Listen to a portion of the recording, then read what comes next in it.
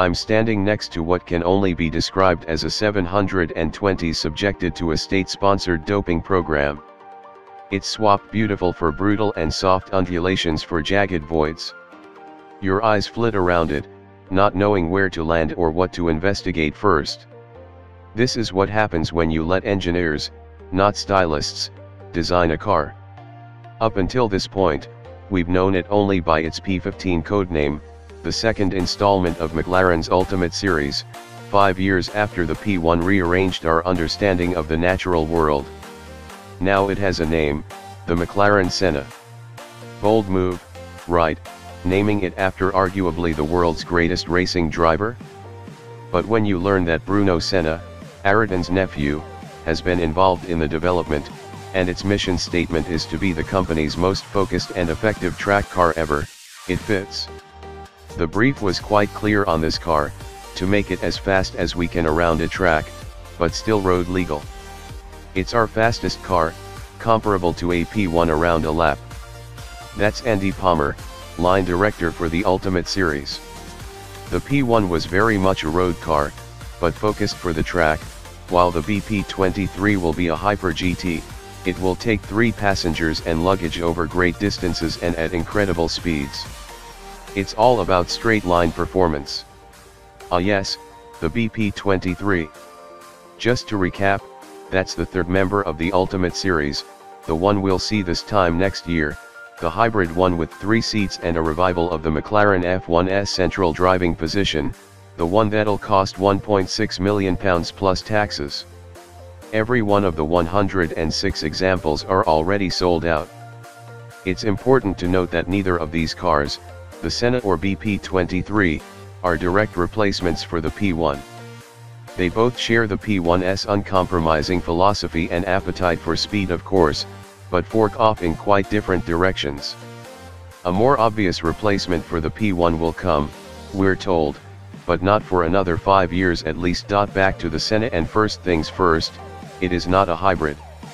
You'll find no battery ballast or e-motors here, just a development of the 720S's 4.0-liter twin-turbo V8 wound up to 789 bhp and producing 590 pounds-foot of torque, channeled through McLaren's trusty 7-speed twin-clutch box.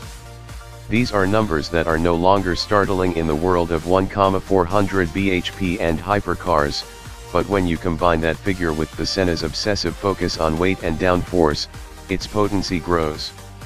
McLaren claims a dry weight of 1,198 kilograms, 85 kilograms less than the 720s despite packing 79 bhp more.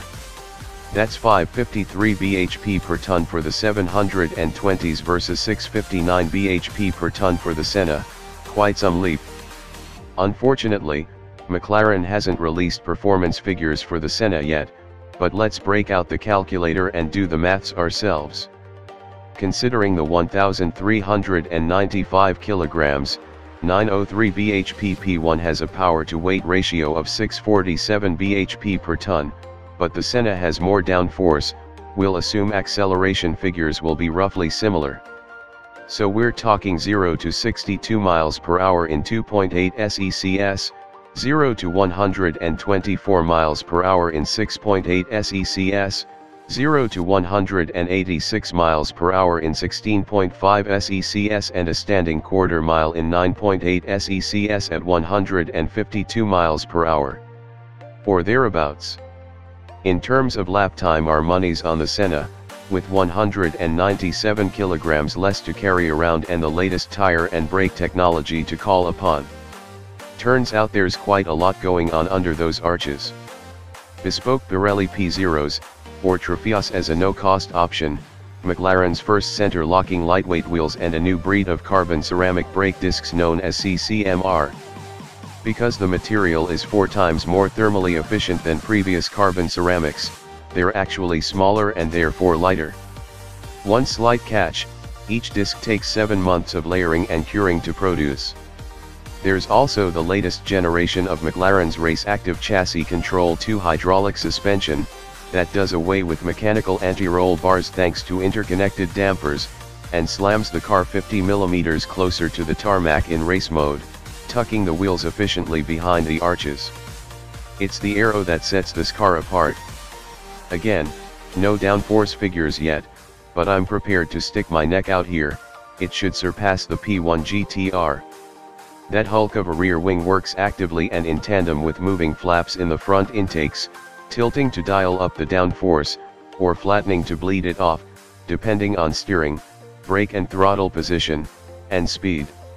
From the very front of the car you can follow the path of air particles as they're sucked and smoothed and spat out by the bodywork, not just to keep you pinned to the track, but to cool the engine pumping out heat behind your head. That roof snorkel looks mean, but has been tuned so the sound of air rushing in and mixing in the plenum takes care of the high frequencies, while the low notes are provided by the engine via unique mounts that purposefully vibrate the carbon fiber tube. On top of that, the extraordinary triple exit titanium and inconel exhaust, positioned to keep the hot gases away from the wing, delivers sheer volume to match the violent design. At the very back the trailing edge is 18 mm lower than a 720's, to keep the air attached as long as possible, while a double-decker diffuser made from a single piece of carbon is a thing of intricate beauty to behold, and makes the Senna a bugger to parallel park. Those pylon mounts for the wing aren't just for car park points either. It leaves the underside of the wing surface clear so every square centimeter can pull its weight. To the interior via dihedral doors that take chunks of the roof with them, like the 720's. Unlike the 720's, the door release is moved to a panel above your head, along with the starter button and race mode selector, and there's a second glazed panel by your knees, so you can stare at the road rushing past when you should be concentrating on where you're going. The seats are thin layers of carbon with foam sandwiched in the middle, then leather or Alcantara pads are placed strategically on top. Hit the Christmas pudding a little hard? Not to worry, McLaren will custom fit the seat to each customer. Slide the driver's seat back and forth and a panel housing the gear selector, launch control, and hazard light slides with you, while the 720's retracting instrument panel is carried over unscathed. Behind your head is a glass window separating you from the engine, and in front of that the sum total of the luggage space. It's enough for 2 helmets, a couple of race suits and possibly a sandwich, Palmer tells us with a grin. And no wonder he's smiling. Starting from the second half of 2018, just 500 Sennas will be built, 125 more than the P1, costing £750,000 each. And it's already sold out, a sign of how strong McLaren's customer base now is. We're constantly looking forward, for new technologies, new materials, less weight, more power, says Palmer. But most of all we want a car to be engaging and put a smile on your face. That's why customers want them.